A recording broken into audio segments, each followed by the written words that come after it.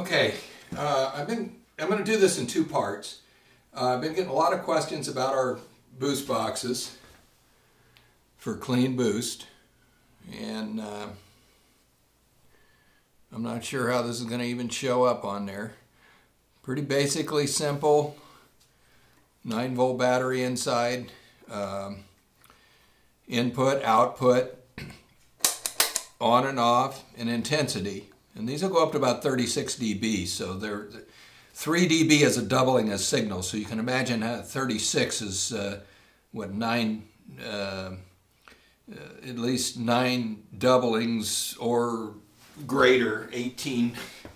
But where these have a lot of use is where you do not want to alter your signal, but you need to boost the signal up.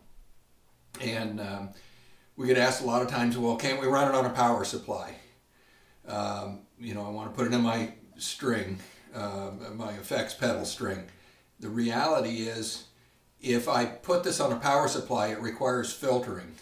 Filtering is done with capacitors.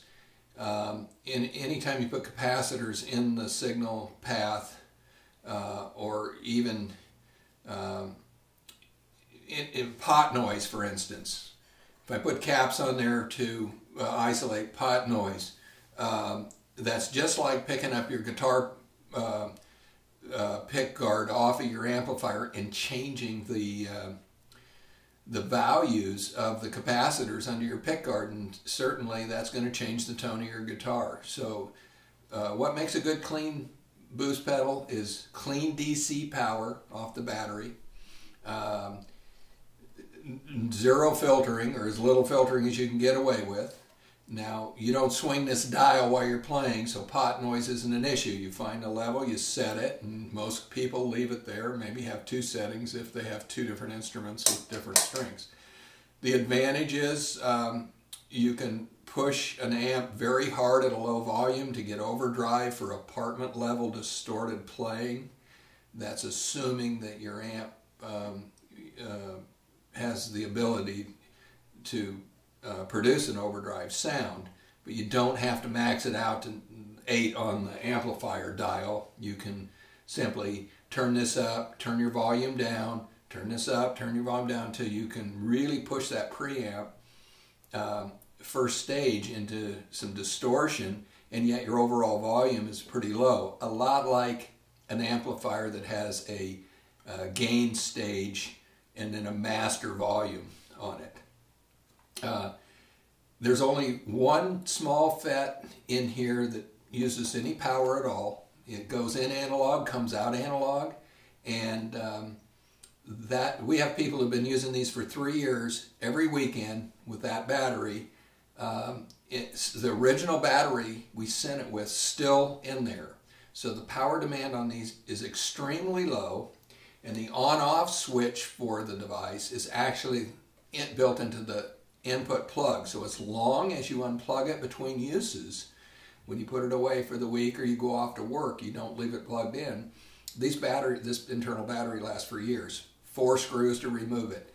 But the advantage to this would be, we get a lot of lap steel guitars in here with a real high string to pick up spacing. Those don't pick up very well. They're rather weak. Old 1950s Tele stock pickups don't put out much, not a lot of juice there.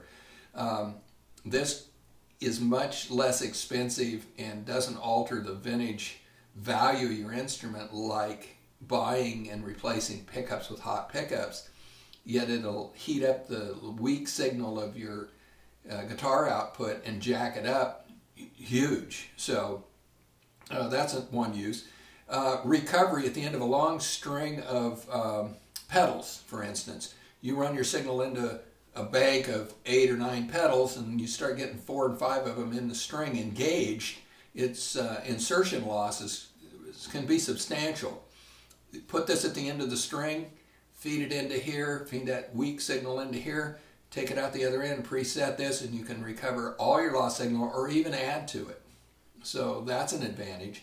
And then line loss from long, typically you'll see with guitar instrumentation, they tell you there's a 30-foot cable limit on how much instrument cable or combined cable between devices that you have or should use before you start seeing a drop in the signal strength, or all cable has a certain loss per foot of resistance and combined inductance and stuff that adds up over distance.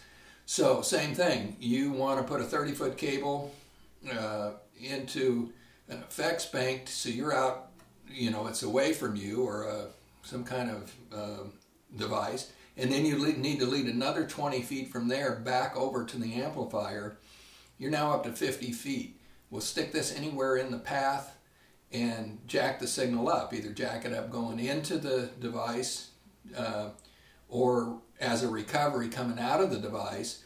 And you could run 100 feet of cable, put this midway through, crank it up, and you're going to end up having the same signal out the other end. It's quite simple to use. You plug in one cable from the device to your amp input, then you plug in your guitar to the device, and when I do this, it now turns it on. Now the battery is actually active and the device is active, and then you just switch it in, set it to the desired level that you want for your application, and then switch it in and out as you need. Some people will play and comp the vocals playing chords, and then there's a time for a lead riff. They want to play back on the chords, and then when it's time for a lead riff, they just punch in, drive out the lead part, and then punch out to comp again. So it's a really, really practical tool. It has lots of uses, and very unusual to have one that is totally clean. Whatever this is transparent. Whatever you put in is what you get out. This will never alter the sound of your instrument because it does not have all the filtering required for an outside power source, and it doesn't have any filtering to eliminate pot noise, pot scratching sound. So that's part one. Now we're going to demonstrate and actually play the boost and show you a few ways we use it around here. Okay, thanks a lot.